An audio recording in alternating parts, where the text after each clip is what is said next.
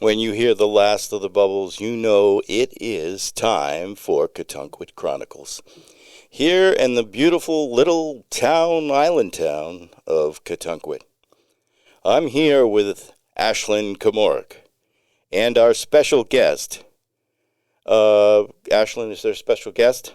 I thought you were in charge of the guests this week. Well, again, there has been some Lack of communication. I was aware that you were going to bring on some special guests that were interested in the arts. I you have that was arts unaware connection. that I was in charge of My guests. only connection with one of these artists was through my Team Reach, which is something we use to alarm each other about pickleball opportunities. So I did a direct message to one of the members of the group from the town of Katunkwit, because there's a Katunkwit group that play pickleball, and that person did not get back to me, so I'm not sure how that direct messaging works. Maybe I messed it up, which is very likely.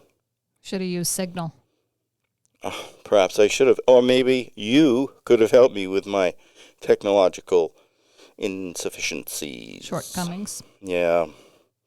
So, how's it been? Have you been well of late? Because I know that you were under the weather the last time we casted. I'm fine, although I am covered in poison ivy. Oh, no. You were out again with Stuart in the woods? Frolicking. Frolicking? Like nymphs? Over 50 nymphs? What was going on out there in the woods? I was planting things. Oh, well, when you're planting now, were you using mulch of some sort or some sort of purchased material in a bag? Or were you... The plants were purchased. Okay, because sometimes that material has, fibrous wood products in it that include poison ivy. No, I think this was resident poison ivy. Oh, so it's... And I neglected to wash my hands after I planted. Did you get it in your eyes? No, it's on my hands. Oh, I'm sorry to hear that. Oh, gosh, yes, it is. I'm looking at it right now. It's not that bad. There are several corpuscles extruding, exiting her hand. It looks like some kind of something from out of space. But that was unfortunate. Now, on that, I get poison ivy, man. I had poison ivy in my lifetime. I had the shots when I was a kid. They used to, shoot you up with some poison ivy. I think they just gave you cortisone or something. No, they gave me shots for it. It was like some kind of idea that they were working through where immunize you for poison ivy. It didn't work. But I got it so bad, I was hallucinating. I had it everywhere, and I mean everywhere. There were a few cases when I was a kid where I was completely covered in poison ivy, and my mother just sent me to school, and they sent me home. Yeah. And then my mother would send me back to school, and they would send me home. Mother loved you. Well, it's not contagious. It's not at all attractive, though, for the teacher. They don't want a lot of pussy kids walking around. That's for sure. So what was going on this weekend? Did you have any, mountain climbs? Oh, you went. Mm-hmm. Where'd you go this time? Providence. Good. Did it make you feel like you were less powerless? Yeah, it was a smaller protest, I think, because it was Easter weekend and the end of the school vacation. So there was less people than the previous protest I attended. Right. But, yeah, it was good. We had Katunkwit guests, so the only protesting I did last week was sort of a protest in that I attended the meeting with the senator in Katunkwit. Mm-hmm. He came in, and he was at a large And you were too depressed audience. to podcast after that. Almost. Let's face it, the only solution that the U.S. Senator, long-standing U.S. Senator, had was protest. Okay, and then, what was the other one? Write letters? That was part of the protesting, yeah. It was very, very concerning. Everybody walked out of there scratching their heads. And it's not his fault. It was a bad series of votes. Well, whatever. That's troubling. So, how about some music and some waves?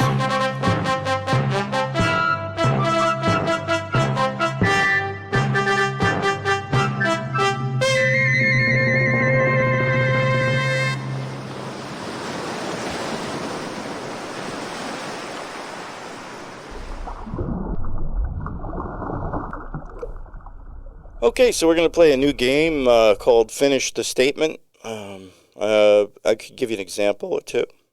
And Sure. this goes on like this. For instance, the statement will be something, then blank, then something, then blank, and then you fill in the blanks.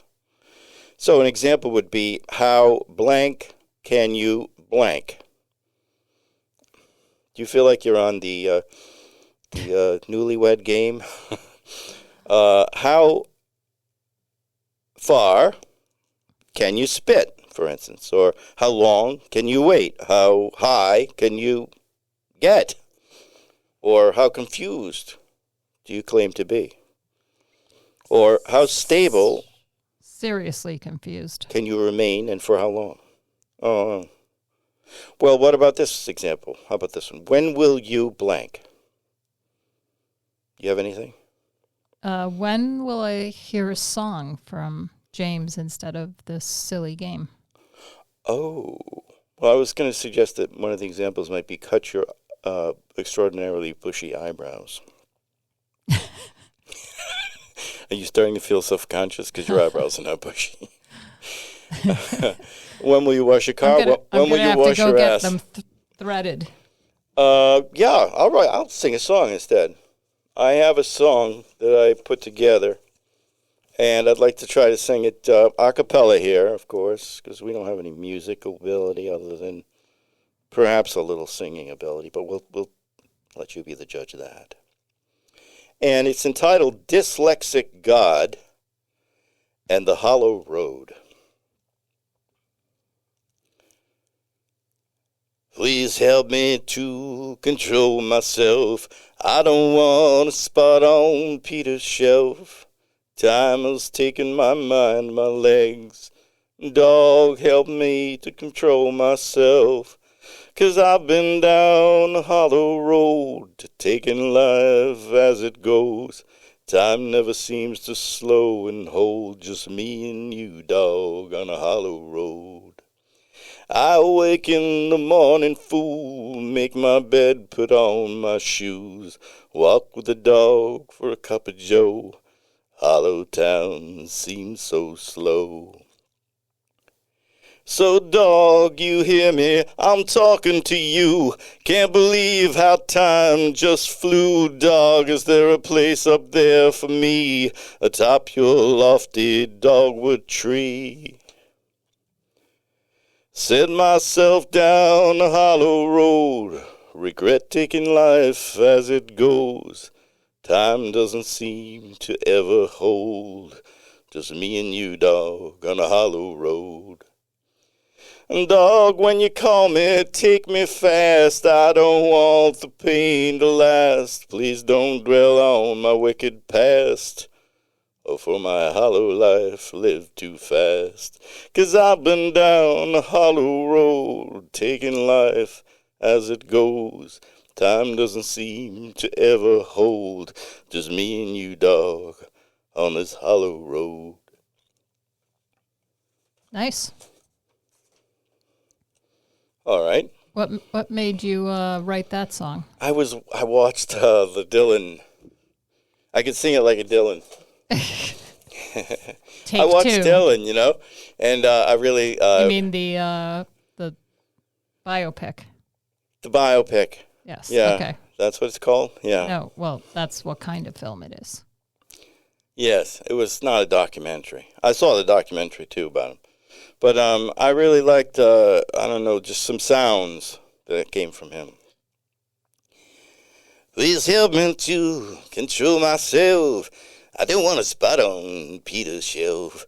Time has taken my mind, my legs. Dog, help me to control myself. 'Cause I've been down that hollow road, taking life as it goes, and time never seems to slow and hold. Just me and you, dog, on a hollow road. I wake in the morning fool, make my bed, put on my shoes, and walk with the dog for a cup of joe. Hollow town seems so slow. So, dog, you hear me? I'm talking to you. Cool, can't believe how time just flew. Dog, is there a place up there for me, atop your lofty dogwood tree? Sell myself down a hollow road, regret taking life as it goes, and time doesn't seem to ever hold. Just me and you, dog, on a hollow road. Dog, when you call me, take me fast. I don't want the pain to last. Please don't dwell on my wicked past. Oh, for my hollow life lived too fast. 'Cause I've been down a hollow road and taking life as it goes, and time doesn't seem to ever hold. Just me and you, dog, on this hollow road.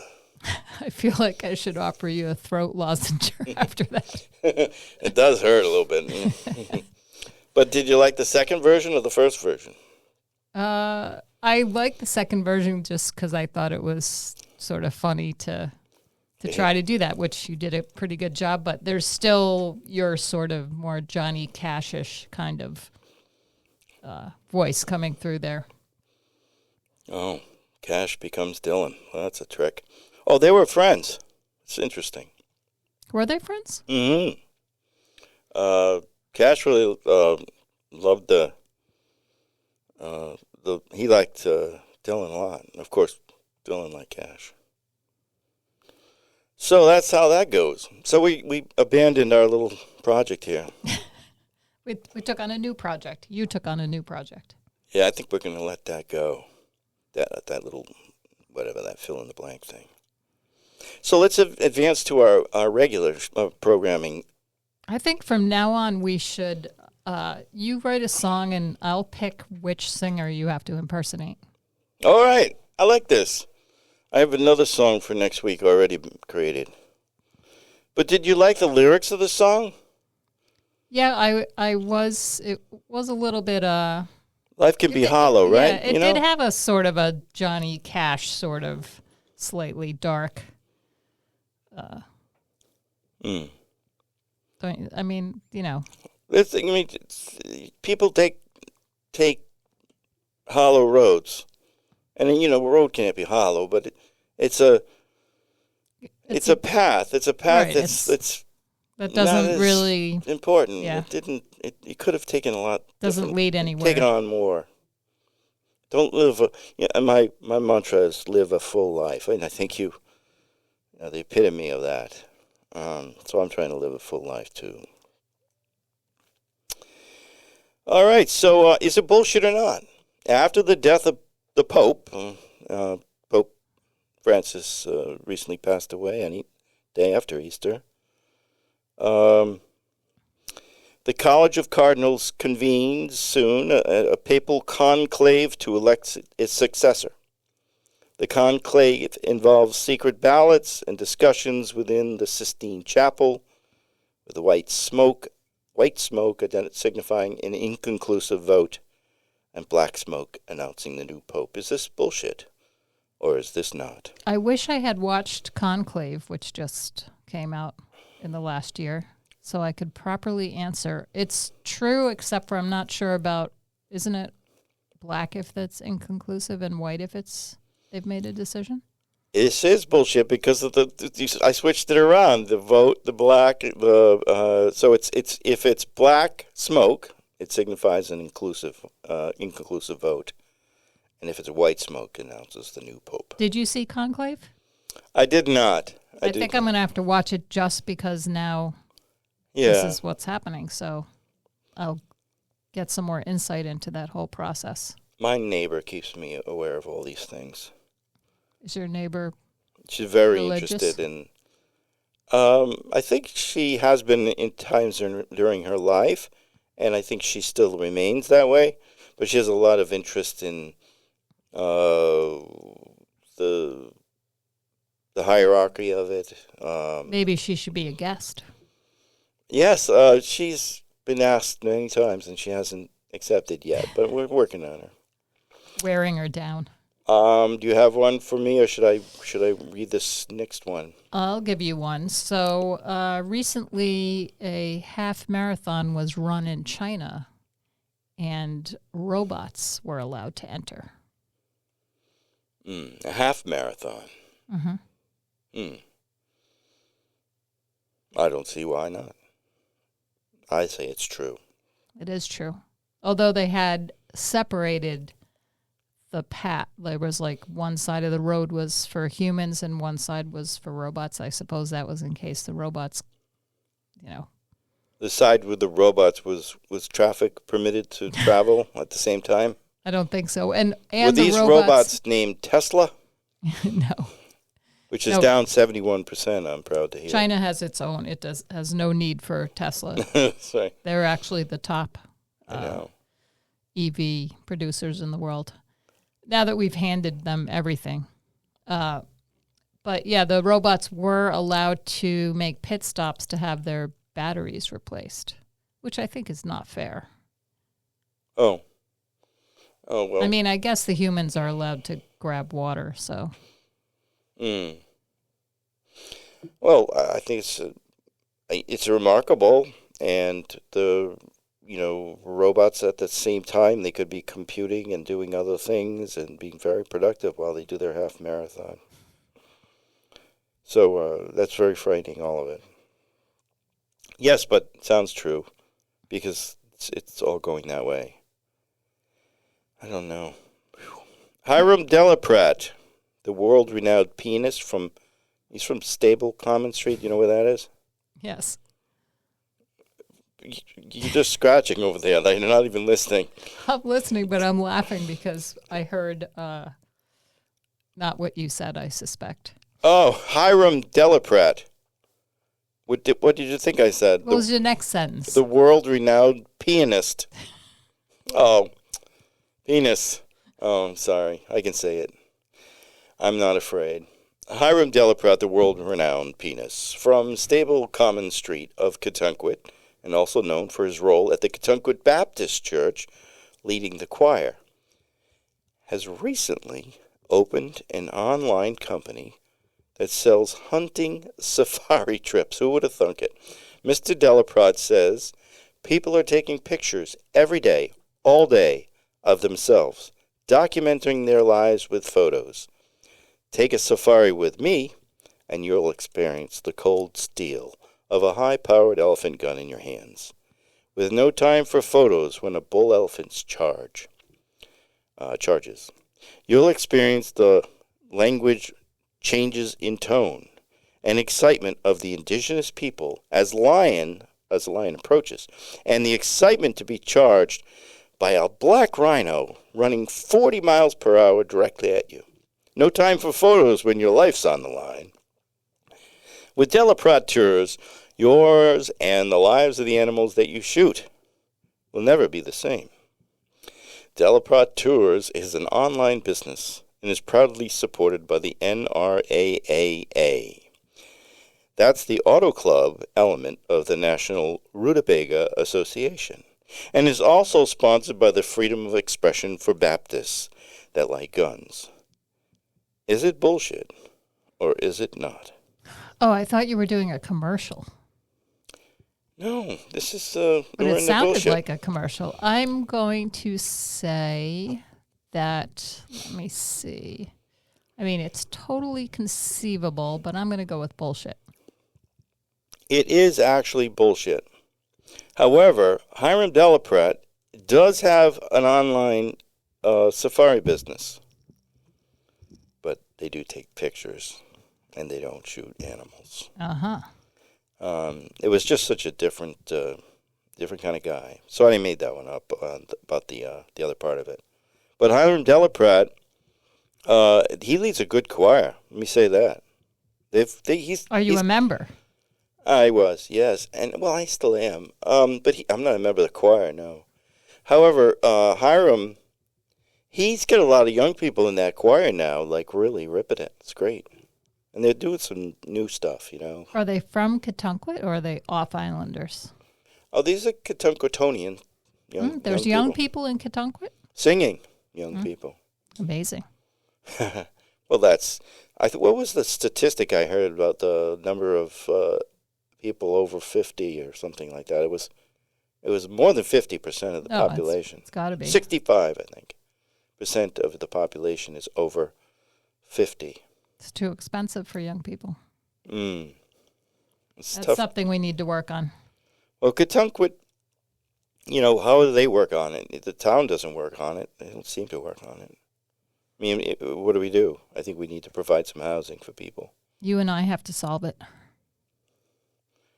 Oh, yeah? I mean, what else?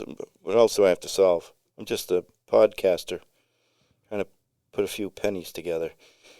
So that's that. Our guest will provide the next story. Is it bullshit or not? Oh, guest didn't show up.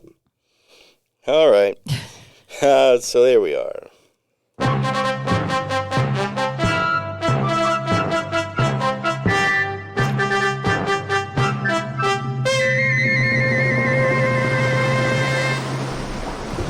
Now, I was just thinking, as the bubbles are boiling, just how fun it is to be here, and I feel so lucky to have a friend like you to talk to once a week for an hour and 10 minutes.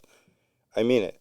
It's really good, and I appreciate it. I enjoy it as well. And I have to say that, living through this latest series of injuries has isolated me considerably, so it's really nice to be in your company and hang out.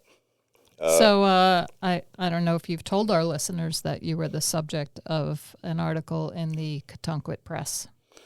Yes, that was really, it seemed to garner some interest. People in town in Katunkwit have seen, like, maybe they hadn't seen it before, but now they may have gone and visited with us, and it's kind of exciting. So there's room for more, so jump on and join us. We're having a good time here, so we're hoping you are having fun as well. We do commercials each week and public service announcements, and at this time, I'd like to start that. Do you have a public service announcement that you would like to express? Yesterday was Earth Day. Yesterday, I spent a couple hours picking up trash, but I was very pleased that there wasn't much trash on the beach. That's nice. I didn't go to the local beach. I went to like this little place where Sophie nearly drowned. I was at the Fort Perry beach, and I didn't see any trash, actually. Okay. Did you pick up what was there? I didn't see any trash. Oh, somebody had already been through then. This ocean's bringing trash all day, every day. Or the people are throwing it in there. It's really curious why there's so much trash on the side of the highway. And I think it's mostly trucks, with a paper cup in the back, or maybe trash trucks or something. There's still a few people throwing things out the window. Mostly I've seen a few people who still smoke throwing their cigarette butts out the window. Occasionally a cup, not as much as it used to be. Yeah, that's just bizarre. I think we've talked about that enough.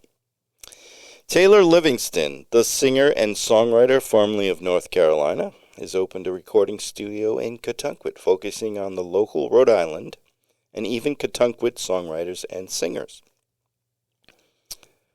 Hello, Taylor. It's me, James Allen.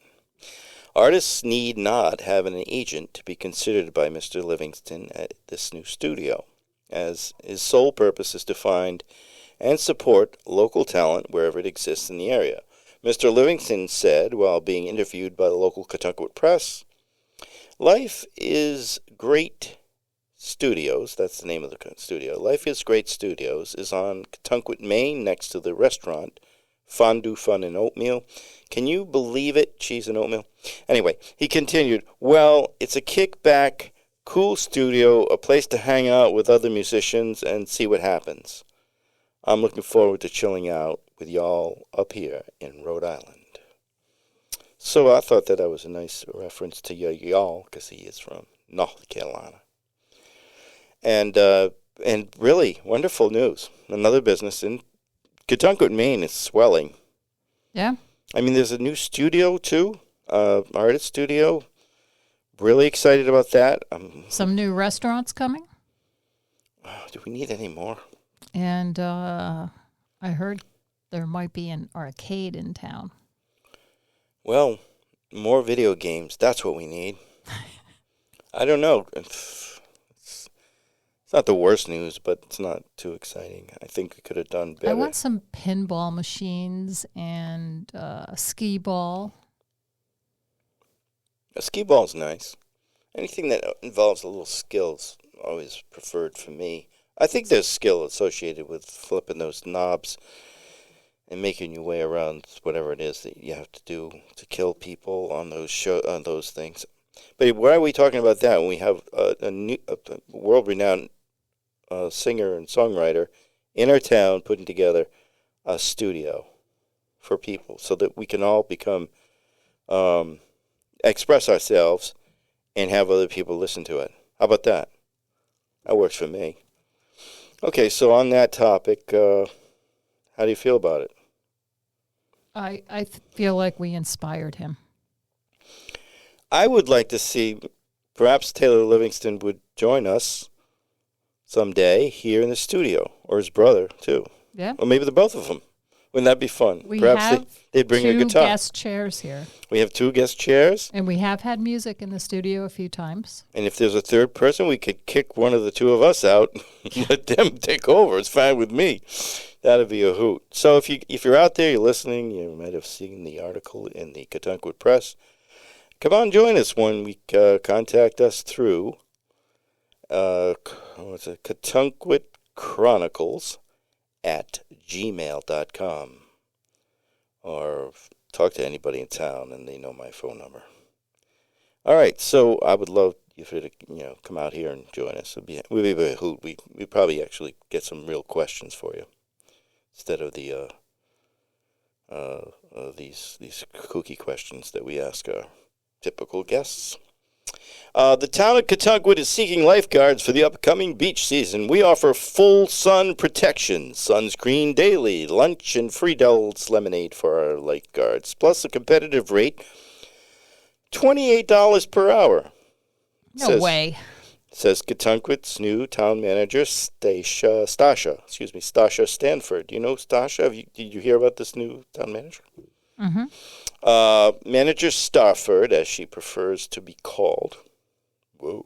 Formal. The public's safety at this seemingly perpetually low-tide, shallow-water beach is mission critical. We will be prepared with a plethora of Band-Aids. Variable swimming area site regulation based upon wave action. Full find your child protocols. That's hard to say. And smiles throughout the year, even when the tourist season brings folks that want to complain while sitting on a south-facing ocean beach that there is seaweed in the water and on the beach, and that they didn't spend $7,000 a week to sit on a seaweedy beach. Manager Stanford, is that the name? Yes. Manager Stanford asks that all applicants apply in person at Cattunquit Town Hall, and that they bring proof of their ability to administer first aid. Advanced swim certificate not required. That's open season. So we don't need advanced swimming. I'm sure that at some point a lifeguard has gone in the water at the Cattunquit Town Beach, but I have never witnessed that. Ankles only. No deeper. They do a lot of waving and whistling. They do that. I have been whistled many times. One of the children caught one of those sea clams, the surf clam. Mm-hmm. And they had to go in the water for that, probably just to take a look at it. No, it's not. There's not a lot of rescues at that beach, but there could be. Let's get the the people in there that really can get it done, and that's it. If they can move through a summer and enjoy themselves, 28 an hour, not bad. Oh, this is a place in Middletown that I recently visited. Did you go with us one time? Lucky Putts? No, I haven't been yet. It's Putz, the old Putts. In Middletown, Rhode Island, is 18 holes of fun for you and your family. Enjoy a round of playful putting on our nautically laid out course and win a pair of sunglasses if you get a hole in one, which I did, by the way. I didn't take the sunglasses. Don't be a putz. Stay at home. And stay at home. Go to Lucky Putts and putt till you drop. And I was there with Eva and my gals in the... So they're already open? Or was this last year? I'm asking. They're open, yeah. Yeah? Yeah, we went the day prior to Esther, and we had a great time. Good fun. Fun for all.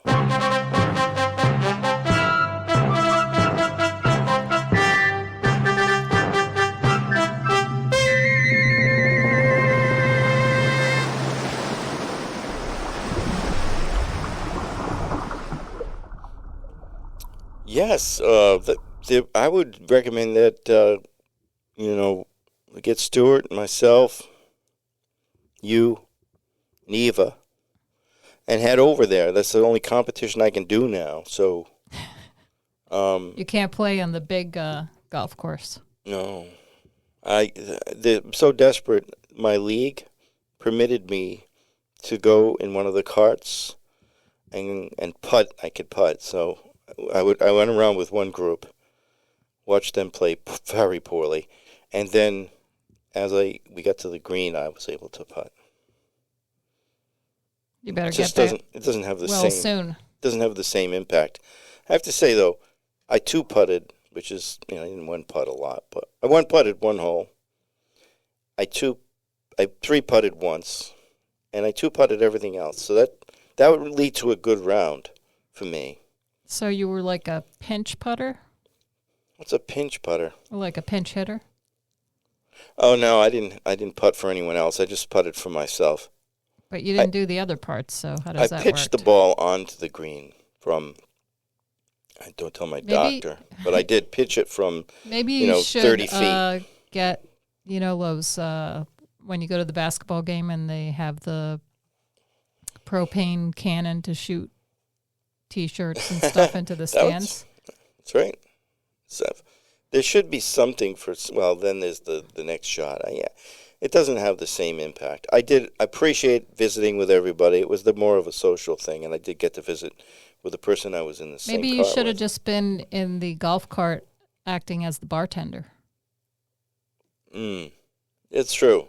Although I was with another golfer who was golfing, and that golfer is one of the older ones like me, and he and I just talked about our health the whole time. Your aches and pains. It was terrible. So we're trying not to do that. At one point, we looked at each other and said, can we just not say anything else about our health?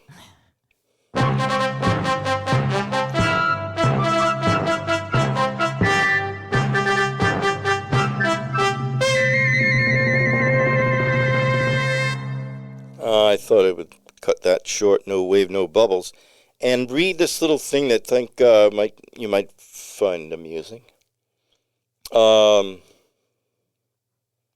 It's called Sloth. It's not a poem. It's a story. Not a story either. It's just like a little observation. Believe it or not, I have two friends that are both sloth lovers. They traveled to Costa Rica just to study sloths. When they arrived at their hotel and went to the balcony, a sloth was perched in a tree adjacent to their room. Each day they took pictures of the sloth, and they sent some photos to me attached to emails.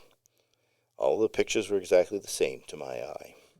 Same branch, same position, but one picture included the animal eating a leaf, the highlight of the photos, and apparently their trip, which they did write a book about this. Months passed, and I received a picture of a sloth from my daughter, who must have been at the same resort, same hotel, same room, because there was a sloth in the photo, perhaps the same sloth. So I sent the sloth photo to my two friends, and one of them wrote back, "What a lovely 3-toed sloth." I replied, after a pause, in a text, "When I look at a sloth, I don't see appendage or digits. I look at a sloth and judge a sloth only by the content of its character." I sent the message in text form and didn't hear back from my friend for quite some time and wondered if I'd offended her or the sloth or multiple sloths. So I texted, "You didn't think it to be funny? This was my attempt at humor." She wrote back, "It was a great joke. So sorry. I got caught up with walking the dog and making dinner." Jocularity. The least funny word in the English language. So it's time for me to introduce this story. A little different story, something maybe it doesn't take place. All of it doesn't.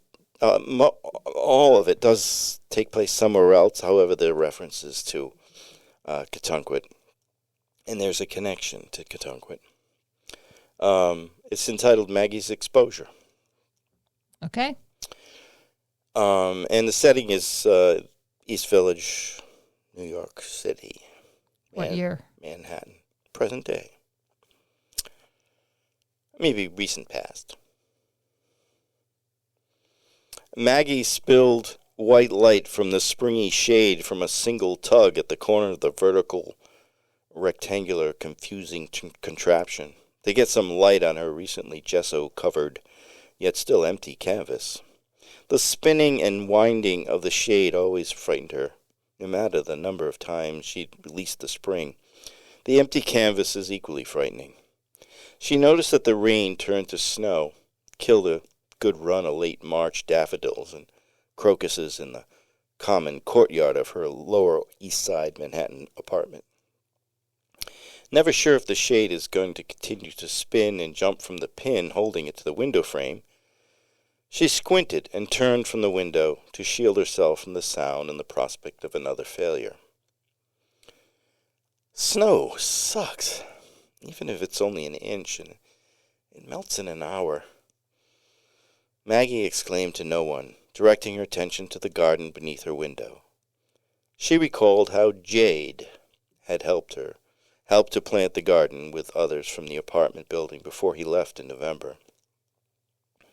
Maggie speculated that he helped to plant the garden to suggest a date of return to her. But there's no telling what Jade could have been thinking when he left.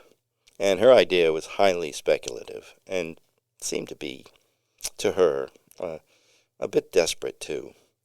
Jade never committed too much emotional equity with Maggie, only his oddly timed sexing sessions, like the time they did it in the hallway that night. They drank wine on the front stoop and never made it into the apartment, or evidence of some sort of affection when he'd request an occasional hand held at equally odd moments, such as when she was trying to catch a cab for both of them.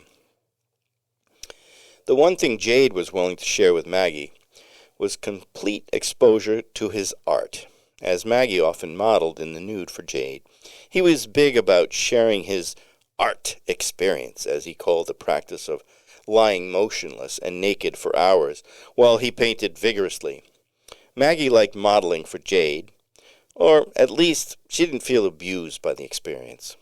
It was more concerning that after so long, she just didn't really understand him, and she was always willing, but rarely successful in digging deeper to find out more about Jade, to find the emotional arc between the two of them, or to break through his narcissism, or to find the edges of the puzzle that he had become. Maggie met a mutual friend of Jade and Maggie's, Judith, near Cat's Deli. Judith told her that Jade is now living in a friend's daughter's backyard dollhouse somewhere in Queens, and that he was venturing in many other artistic and social directions. He claims he's a compressionist.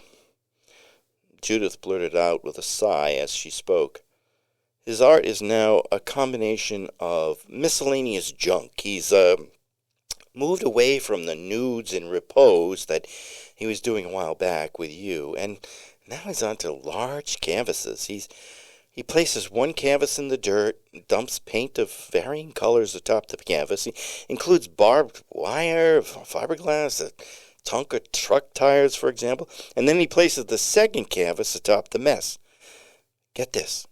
He rides his motorcycle across the entire pile from a series of directions to get the compression impression that he desires. He then removes the top canvas and hangs them in a neighbor's gazebo because he hasn't anywhere to work now. He's so broke. It's unbelievable. Judith paused to breathe and continued. He's trying anything now. He seems desperate to me. An artist friend, someone that truly knows art, told me this, that his work is comparable to the artwork of the elephant that used to paint with huge brushes at the Bronx Zoo in the late 90s. He's reliant upon happy accidents, Judith said aloud. Is it selling? Where is he doing all his work? Maggie asked. Queens, somewhere in a high school friend's backyard, in the cold. It must be near the dollhouse, right? He is selling it, believe it or not. I don't know how. I think it must be crap now. It's a shame, because he did so well with nudes, Judith said while laughing. Jade reflected on Judith's claims of Jade's fall, but it seemed to her to be fairly good at composition concept with the paint, the compression, and the motorcycle riding. She thought of her own life squished between two canvases, and of Jade's life, which seemed to include a series of happy accidents for him, including the people that he dragged along on his journey without thinking of the consequences of those relationships.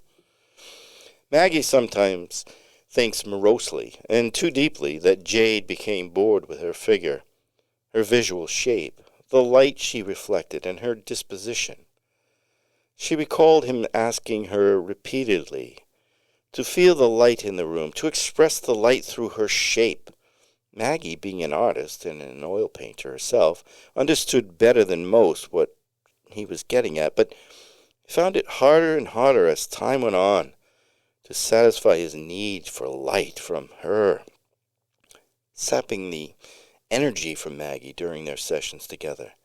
He always wanted more light. Jade had completed 23 paintings of Maggie in the nude by the time he left. All were paintings of her lying on their sofa naked. They'd found the stained sofa while walking 3rd Avenue to get coffee. The sofa was on the side of the road during the week that the students moved out from their campus rental housing before the winter break. Beer stains and other indiscernible gunk only enhanced Jade's interest in the sofa. While Maggie posed for hours at a time, she tried to tell the story of each stain in her mind.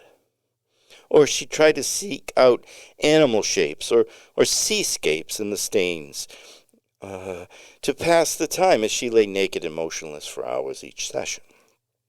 Peering from side to side, she noticed variations in fabric color that she envisioned might be the remnants of a few college students' sexual experimentations, which in Maggie's memory were the best times of her young sexual life. Jade painted her from a variety of angles. Some of the poses were quite revealing, and this was at first very titillating for Maggie. She didn't care about the nudity, but the explicit exaggeration of her genitalia and her pronounced nipples, her large ruby red lips, and his impression of her pronounced nose, her questioning Jade's view of her physicality, of taking more light in the process as he went on. In January, upon the return of the university students, he placed 12 of the most evocative of the tranche of paintings in a faculty show at the university where both Maggie and Jade worked. She knew someday the paintings would find their way out of their apartment, but it was too soon. The paint hadn't dried for Maggie yet, and while she was honored when other faculty members told her she was brave and beautiful, and some even wished that they were asked to pose for Jade, she noticed that some of the other faculty members in the other departments, teaching other curriculums, had suddenly taken a keen interest in visiting the university's art department gallery.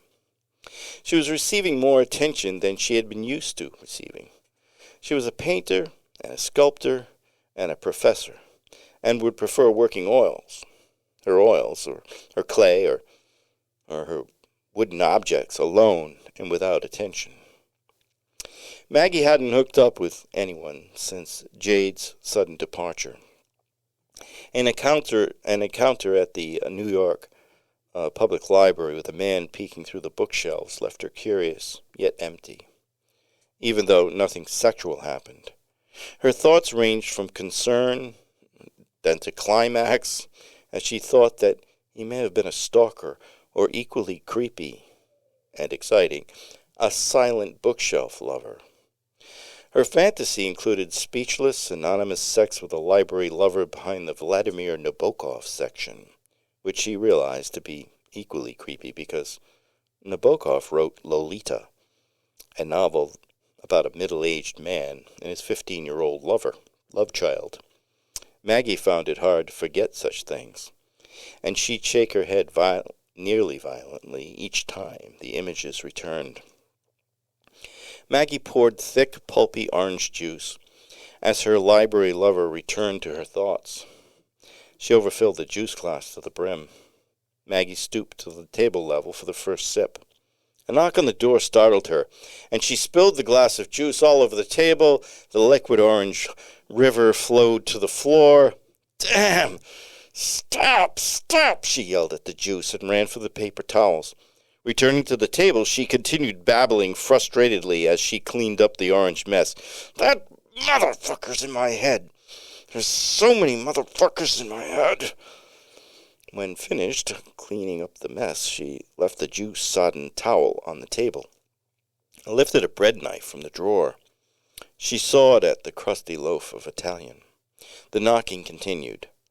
With the knife in hand, she made her way to the door. The pounding stopped, but she could hear an unfamiliar, distinctly female voice on the other side. She pulled her phone from her pocket and readied herself to call 911. She even removed her mace spray, which was attached to her key ring. It dangled awkwardly from her busy phone hand. "Who are you?" she asked quietly, as if she didn't mean to be heard. Oh, you're there. Good. The person said. "Who are you?" Maggie said boldly this time. "Jade's been in an accident, and he's badly hurt. He's badly injured. He's in New England on an island. Can I come in?" she asked. "No." "He's on Catonquit Island in Rhode Island, and he was injured in a ferry accident. I'm his former girlfriend, Maria Caprini," the woman shouted through the door. Maggie recognized the name because Jade talked non-stop about Caprini, the Italian goddess of optimism. Maggie opened the door slowly and released the handle while peeking through the slot from a distance, her knife held high above her head as if she was in a low-budget horror film. Maria Caprini appeared. Her petite appearance startled Maggie, as she expected a taller woman like herself.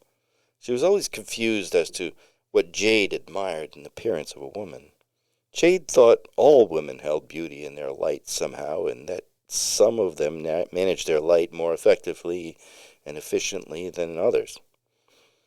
Maggie errantly thought it was the longer-limbed, lengthy-featured women like herself that he most admired. Maria had the dark features of a Sicilian-born 17-year-old, dark hair, eyebrows thick and uncut like the painter Frida Kahlo, and strong throughout, her legs that of a female weightlifter. She connected Jade's interest in Maria to her resemblance to the painter Carlo. She thought it had to have piqued Jade's interest visually, to steal her likeness, her light, for 30 or 40 sittings like he had with Maggie. Thank you.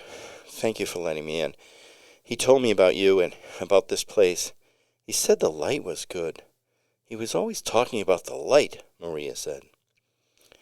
He said the light was good. To you, too? The light? Maggie questioned. He said you were beautiful in the light, Maria corrected herself with a compliment for Maggie. What's this about him being injured? Something about a ferry boat? Maggie asked. Oh, it's the craziest thing. It's a small ferry boat, like 20 people, brings people from Katunkwit to Newport. It stops to see some harbor seals that sit on a set of rocks. It's really touristy, and too expensive, but whatever. So they're about to come to dock. Jade stood up because a kid was fishing on the dock, and the boy pulled up a large, sea bass. Do you know what a sea bass looks like? They're very tasty fish. It's beautiful, and everyone in the boats could see it. It's kind of iridescent with purples and blues running through it, and Jade loves the light and color, and he jumps to get on the dock before the boat has reached the dock to tie up. When he missed the dock and the boat crushed him. She said this while smiling in the most subtle yet unstable manner. What do you mean crushed? Is Jade dead? Maggie asked. No, he's not dead. But 6 of his ribs are broken, and he broke 3 cervical vertebrae. He can't use his arms. He wants you to go to the island that I mentioned, Katunkwit. He asked just for you. Better you than me. I'm done with him. And it's take with artists. Well, at least with Jade, Maria announced as she pointed at Maggie for agreement. Maggie nods and then squints while shaking her head. Just can't leave now. We're a month from final crits at school. Jesus, Jade, what are you doing to me? How long did this, you mentioned, how long? I mean, what should I bring? Is it cold there, right? Is it cold? I'll bring my green sweater. He likes green. Where would I just go and be with Jade? He said he needs you, Maria said while emphasizing the word need. What about my apartment? I'll have to have someone to stay. I mean, I have a cat, Mrs. Minerva. It was his cat. He left the cat. Best part of the deal. Not that there was a deal. Maggie blathers on and asks, do you want some tea? I used to have tea in the afternoon. It's a British thing, but I do it anyway, she said, and wondered why she mentioned tea and Britain after she spoke. I don't drink tea, and I'm Italian, Maria yelled as Maggie reached down to the bedpost, pressed a button, and the bed hydraulically lifted up. Maria stared in amazement. Isn't it great? Jade had it installed.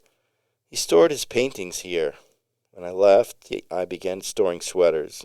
When he left, I began storing sweaters and cold weather clothes in it. Maggie enthusiastically threw clothing onto the radiator, piling pants and sweaters, shirts, and even chiffon dress with 1,000,000 pleats as high as 6 deep. She then pressed a button, and the bed returned to its regular position. Well, that was pretty cool, Maria said, and then paused. You seem pretty enthusiastic now. A few minutes ago, you wouldn't let me in, and you were going to knife me without hesitation. No, I wouldn't knife you, and I'm not enthusiastic, Maggie responded, somewhat embarrassed. Maggie ruminated in her mind, her hands folded over each other continually, and she thought, I still love Jade. And if he needs me now and asks for me, I must consider taking maybe family leave, maybe some vacation time, go to some island with a Katunkwit. she finished as she mumbled the name of the island to herself. What did you say? Maria asked. Nothing. It was nothing. I thought you said Katunquit, Maria said. Did you get that tea for us? Maggie asked, deflecting the question, because she hardly could believe that she was going to Katunquit, that she would follow Jade, a painter, knowing she was only one palette among many of his messy, paint-splattered palette board, a dab of white on his palette knife. She tried to remember the happiest times with Jade, and she kept coming back to the stained couch and watching him work, his tousled hair that bounced as he worked quickly and with both bold amounts of oil paint that he sometimes lifted to the canvas in globs from the tube and mixed on the canvas. The man was a genius. She knew that. If he was injured, needed her help, and had asked for her specifically, something may have changed, and she would give Jade what he needed, what they needed, another chance. I'm going to get some Italian tea going. Bring the green sweater, Maria insisted. I agree. It works with my eyes, don't you think? Maggie half asked Jade's former and most recent lover about her eyes, and realized how fucked up that was, wishing she could grab the words back. You mentioned ferries. Do you think there's a bridge to Katunquit? I don't like boats, Maggie rambled on with questions. I know there's a bridge from Katunquit to mainland, Maria said. How can you be so sure, Maggie pressed. Because I was aboard the ferry. I was on the ferry boat, seated next to him, before he foolishly fell overboard and was injured. I saw them take him to the hospital. I even visited after the surgery, but I still left him, Maggie. I came here first thing. He spoke fondly of you, and of course, he asked for you specifically while he was on the morphine, Maria revealed. You too. He always compared me to you. This is so weird, Maggie said while holding her overnight toiletry bag above her luggage. Don't stop. You need to go, Maria insisted. What? To clear your conscience? Maggie asked.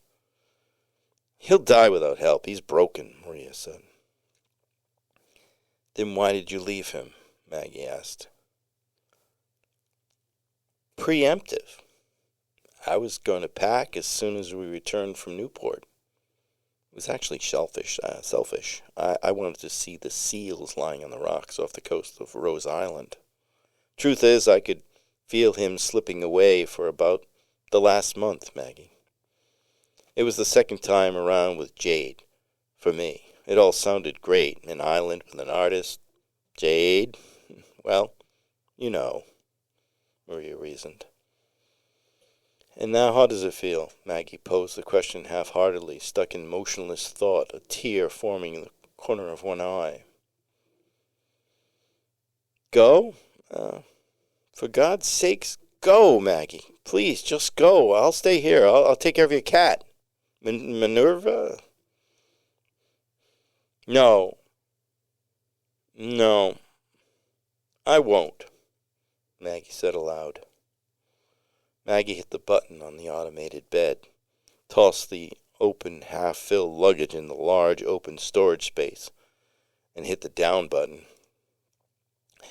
You're not going to Katunquit? Maria asked.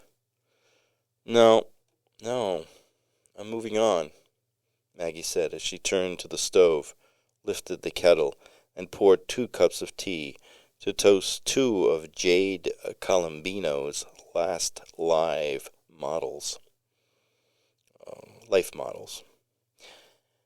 I don't want any tea, Maria said.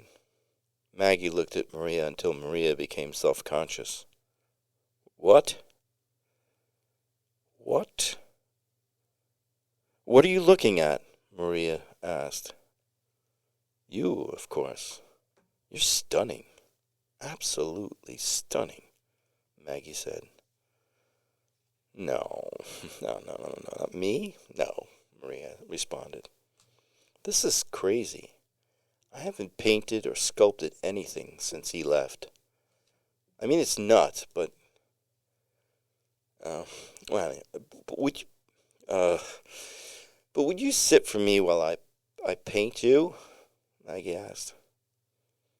Maria backed away from the table, but then approached the kettle.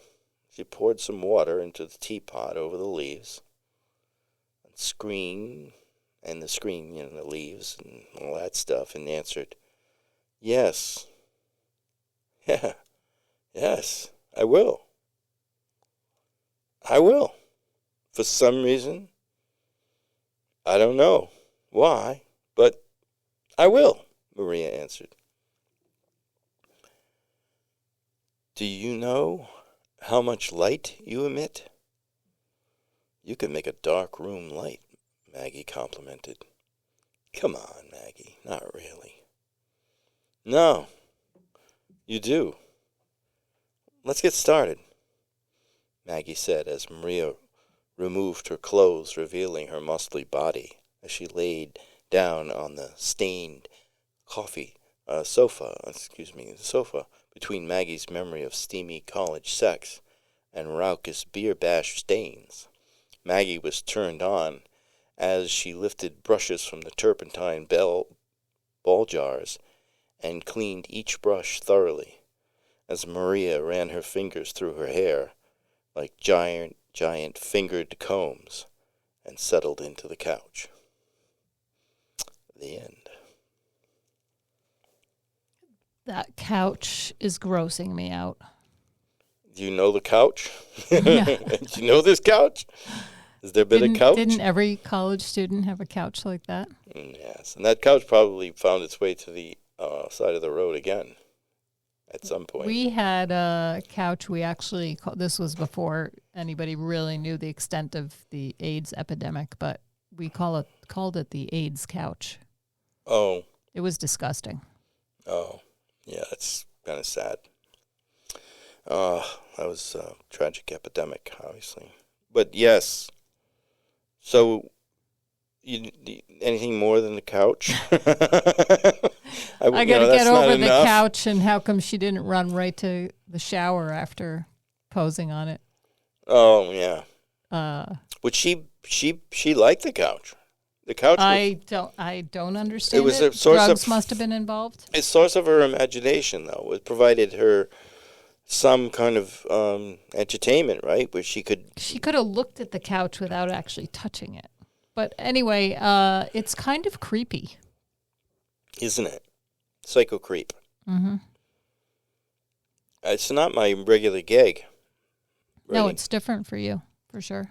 Well, writing about women too. Writing from a woman's perspective. Well, in this case, this is a one-off? past tense. Notice it's past tense. I normally write in the present tense. Is it a one-off? Well, I don't think there'll be any more stories about this. But well, now you've left a broken jade in Katunkwit. I have. I mean, there might be a story about jade in Katunkwit.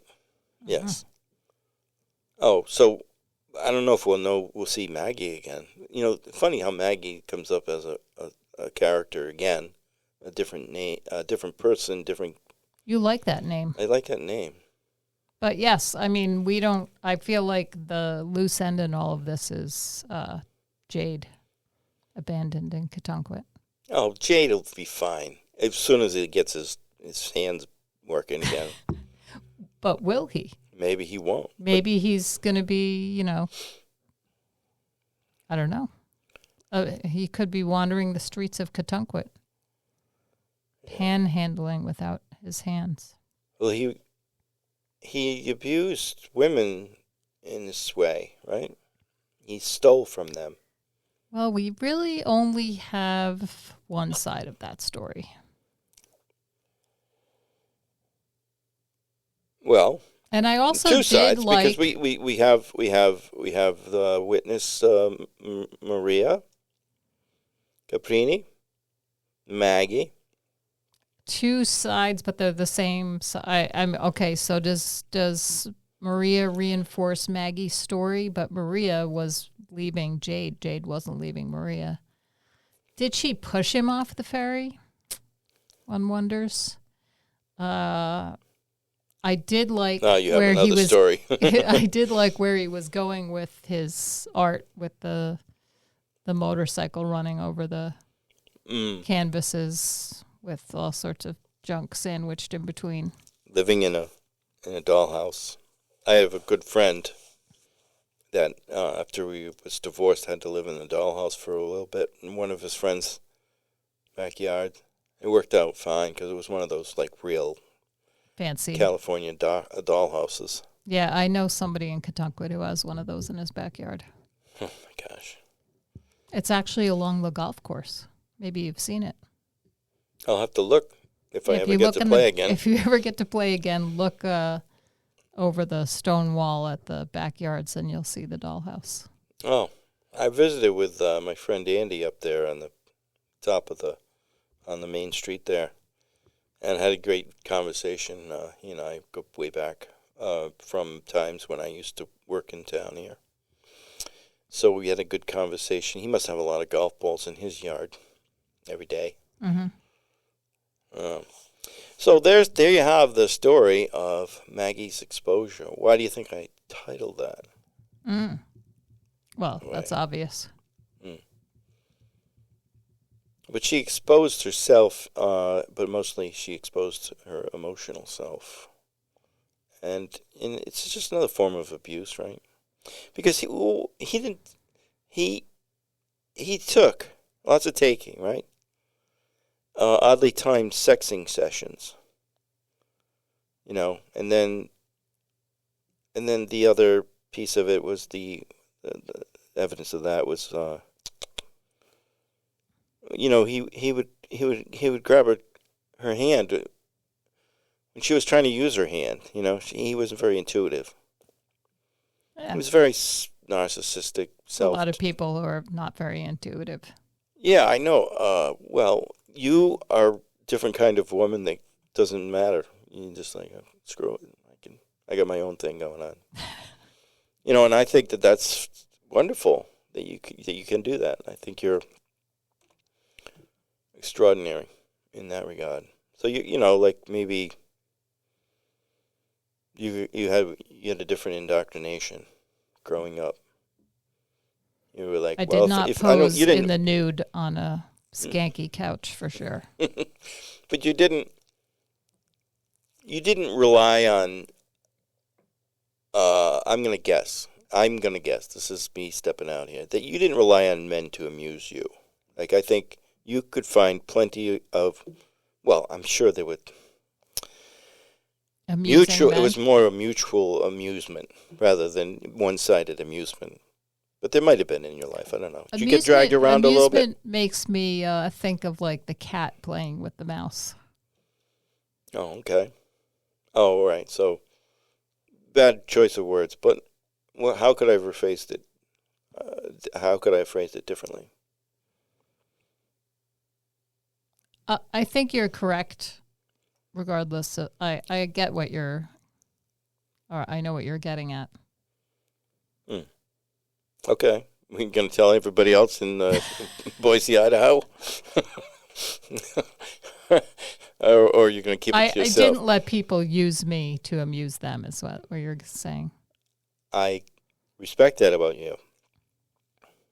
All right. Well, then, there we have it. Maggie's exposure. And that's what we're going to do. We're going to stop there today. And thank you all for listening to this stuff. And hopefully you enjoyed it. And contact us at getunkquitchronicles@gmail.com. And we would love to express whatever's on your mind about, unless, we don't like what you said. So there we have it. Another chronicle.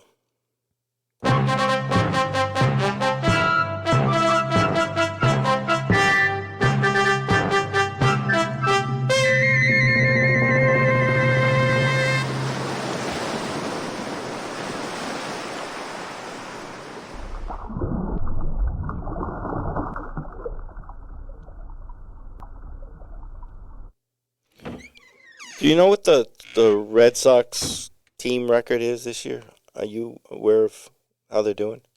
No idea. Well, neither. I don't even know. I don't know where they stand. This is weird. Since we got rid of most of the cable, it's like for some reason we have a sparse cable. We get the C-SPAN or whatever it is, a few other things. It's awful. I don't get to see the Sox, at all. It's terrible.